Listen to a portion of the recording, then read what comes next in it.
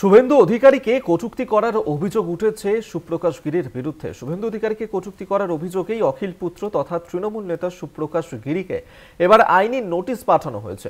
শুভেন্দু অধিকারীর সেজো ভাই অর্থাৎ প্রাক্তন সাংসদ দিব্যেন্দু অধিকারী তিনি এই নোটিশ পাঠিয়েছেন। শুভেন্দু অধিকারীর আইনজীবী অনির্বাণ চক্রবর্তী ইমেল মারফত নোটিশ পাঠিয়েছেন।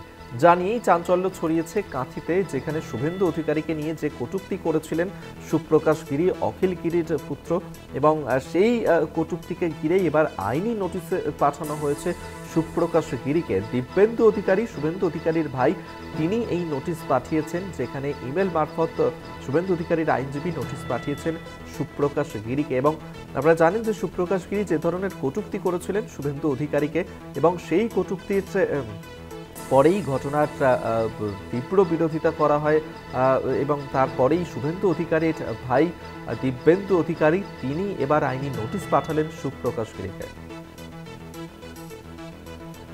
আপনাদেরকে আরেকবার জানিয়ে রাখবো, যেখানে ইমেল মারফত নোটিশ পাঠানো হয়েছে আইনজীবী শুভেন্দু অধিকারীর আইনজীবী তিনি নোটিশ পাঠিয়েছেন।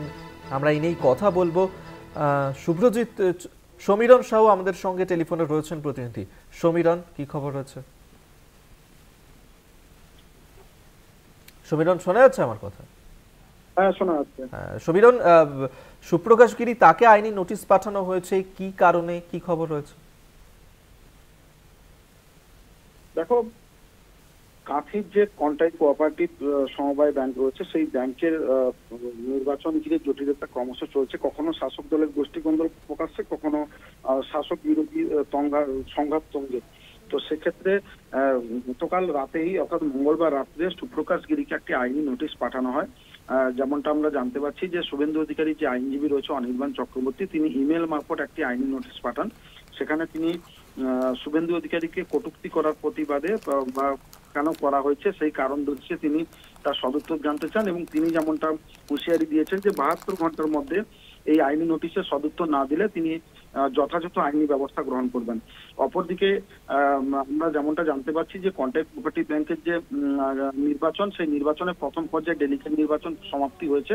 সেখানে 108 জনের মধ্যে 101 জন কিন্তু তৃণমূলের যারা সমর্থক বা তৃণমূলের সমর্থনে তারা জয়লাভ করেছে। সেক্ষেত্রে এই বিপুল জয়লাভের পরেও কিন্তু কন্টাক্ট কোঅপারেটিভ ব্যাংকের যে নির্বাচন, এই নির্বাচনের মনোনয়নপত্র তোলাকে কেন্দ্র করে সেই ডাইরেক্টর নির্বাচনে মনোনয়নপত্র তোলাকে কেন্দ্র করে প্রথম দিনে অর্থাৎ সোমবার দিন কিন্তু পরিস্থিতি উত্তপ্ত। সেখানে এক পক্ষ অপর পক্ষকে তাড়া করে। সেখানে কিন্তু সুপ্রকাশ গিরি মন্তব্য করেন, যেটা দাবি করেছেন শুভেন্দু অধিকারী আইনজীবী অনির্বাণ চক্রবর্তী। তিনি বলছেন যে সেখানে তিনি বলেছেন যে ব্যাংকের দুর্নীতি নিয়ে, ব্যাংকের পরীক্ষা না দিয়ে চাকরি পাইয়ে দেওয়ার কথা বলে টাকা নেওয়ার অভিযোগ, এই সমস্ত যে অভিযোগ এগুলো সম্পূর্ণ ভিত্তিহীন। এই অভিযোগ সুপ্রকাশ গিরি করেছে, এর সদুত্তর তিনি এই চিঠির মাধ্যমে জানতে চেয়েছেন।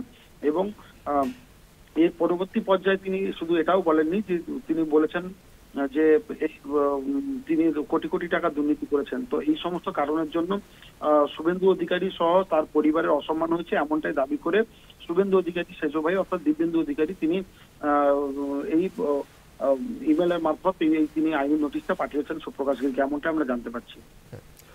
ধন্যবাদ সমীরণ তোমায়। সমীরণ সাহু আমাদের সঙ্গে টেলিফোনে ছিলেন প্রতিনিধি।